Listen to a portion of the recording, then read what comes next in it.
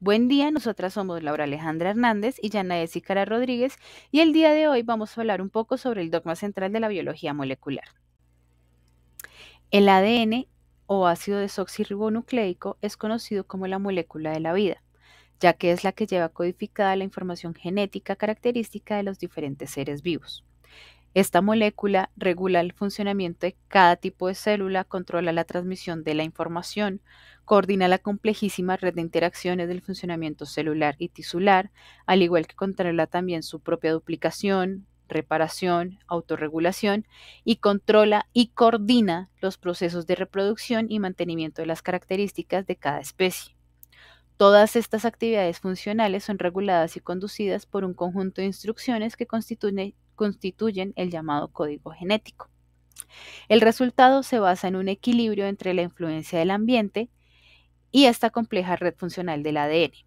Además, el ADN posee un alto grado de plasticidad, que es la capacidad de los genes de producir diferentes fenotipos en respuesta a diferentes condiciones ambientales. Es por esto que el genoma puede producir respuestas adecuadas a diferentes cambios del ambiente manteniendo este equilibrio. Sin embargo, esta molécula es susceptible de sufrir alteraciones por ciertos agentes que modifican el ambiente, dando lugar a efectos adversos y patológicos. En esta figura observamos que la molécula de la ADN está constituida por una doble cadena en la que cada una de sus hebras está formada por uniones covalentes sucesivas entre un azúcar, la desoxirribosa, y una molécula de fosfato. Cada azúcar de las dos cadenas está unida a alguna de las cuatro bases nitrogenadas: adenina, guanina, citosina o timina. Estas cuatro bases tienen distintas posibilidades de unión entre ellas a través de los puentes de hidrógeno. La adenina y la timina tienen 2 puentes de hidrógeno, mientras que la guanina y la citosina tienen 3 puentes de hidrógeno. El número de puentes de hidrógeno establece la complementariedad específica entre las bases y determina su unión. Es importante destacar que en el caso del ARN o ácido ribonucleico, la timina va a ser sustituida por el uracilo. En el caso, volviendo al ADN, los dos extremos de los esqueletos de las dos cadenas complementarias de nucleótidos, que es la unión entre fosfato, desoxirribosa y base base nitrogenada, determinan o terminan un grupo fosfato en el extremo 5' y un hidroxilo del azúcar en el extremo 3'. Es así que los dos esqueletos de nucleótidos o de las cadenas se van a enfrentar en sentido contrario, a manera que el extremo 5' siempre se va a enfrentar al extremo 3' a través de uniones complementarias de las bases. Esto le va a conferir estabilidad a la doble cadena de ADN. Para explicarlo un poquito mejor, entonces vamos a tener que aquí va a estar el grupo fosfato en el extremo 5' y aquí va a estar el hidroxilo del extremo 3'. En esta parte, el extremo 3', el hidroxilo del azúcar, y extremo 5', el grupo fosfato. Entonces, las cadenas se van a enfrentar constantemente así, y esto es lo que le va a dar estabilidad a la doble cadena de ADN.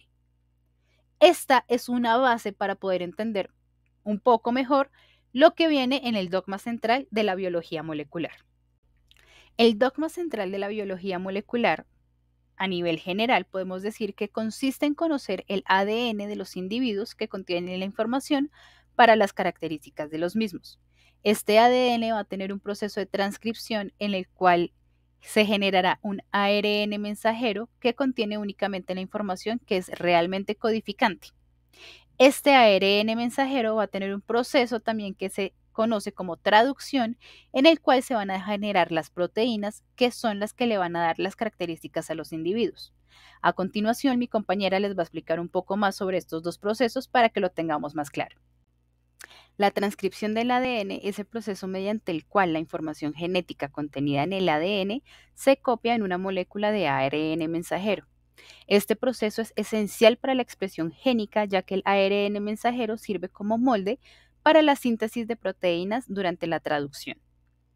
En el proceso de transcripción se viven 4 pasos de gran importancia. El primero es la iniciación, donde la ARN polimerasa reconoce y se une en una secuencia específica del ADN llamada promotor, que está ubicada cerca del inicio del gen.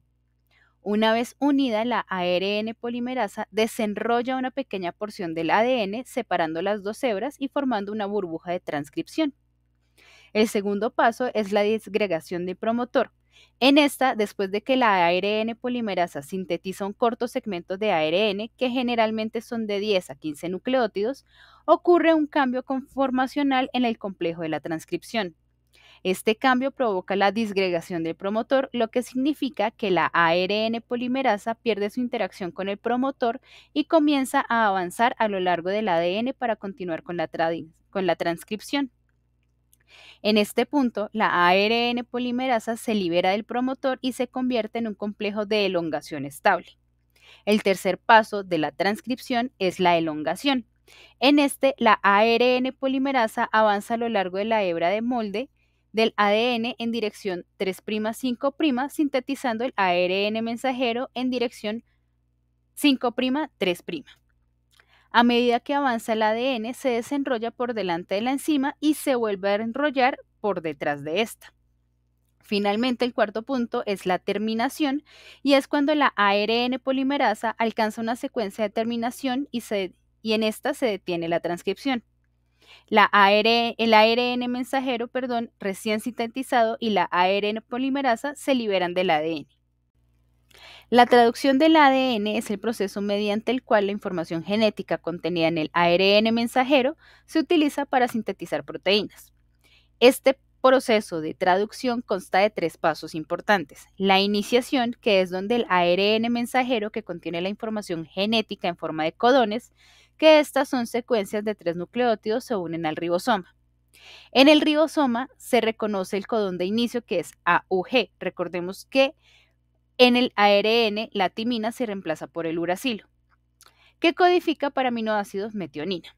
El ARN de transferencia correspondiente cargado con metionina se une al codón de inicio en el sitio P del ribosoma. El segundo paso es la elongación. En este, un segundo ARNT o ARN de transferencia cargado con un aminoácido se une al codón siguiente en el sitio A del ribosoma. Se forma un enlace peptídico entre el aminoácido del ARN de transferencia en el sitio P y el aminoácido del ARN de transferencia del sitio A. El ribosoma se desplaza un codón a lo largo del ARN mensajero, moviendo el ARN de transferencia del sitio A al sitio P y liberando el ARN de transferencia vacío del sitio P. Este proceso se repite añadiendo aminoácidos uno por uno a la cadena polipeptídica en crecimiento. Y por último, el tercer paso es la terminación, y es cuando el ribosoma encuentra un codón de parada, sea UAA, UAG o UGA, en el ARN mensajero, y la traducción se detiene. Los factores de liberación se unen al ribosoma, lo que provoca la liberación de la cadena polipeptídica recién sintetizada. El ribosoma se disocia del ARN mensajero y se recicla para una nueva ronda de traducción.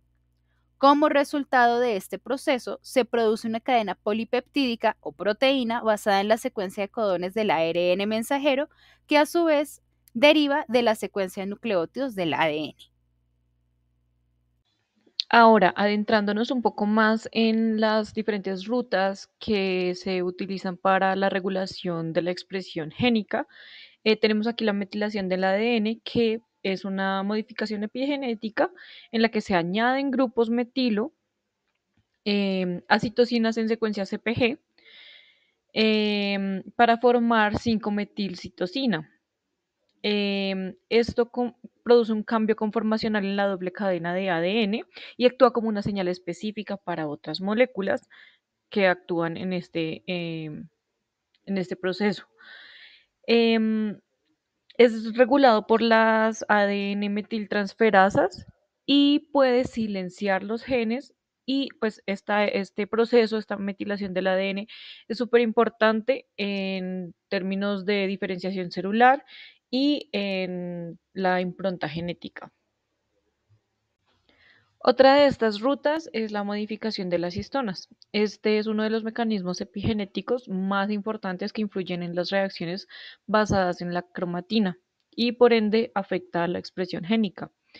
Estos son cambios químicos que ocurren en las colas N-terminales de las histonas, em, y que regulan la estructura de la cromatina e incluyen la acetilación, la fosforilación, la metilación y la ubiquitinación.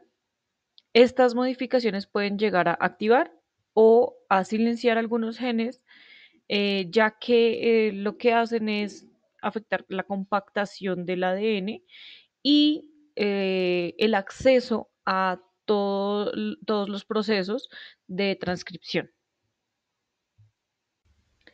Y finalmente tenemos el ARN no codificante y la cromatina no codificante. Como su nombre lo indica, el ARN no codificante pues es aquel que no participa directamente en la síntesis de proteínas. Sin embargo, pues igual es importante para la expresión génica, para la regulación de la expresión génica, ya que pues dentro de esos están, por ejemplo, el ARN ribosomal, el ARN de transferencia, microARNs, los ARNs largos no codificantes y los ARNs pequeños nucleares, que pues todos juegan un papel igual importante tanto para la regulación génica como para la organización como tal del ADN.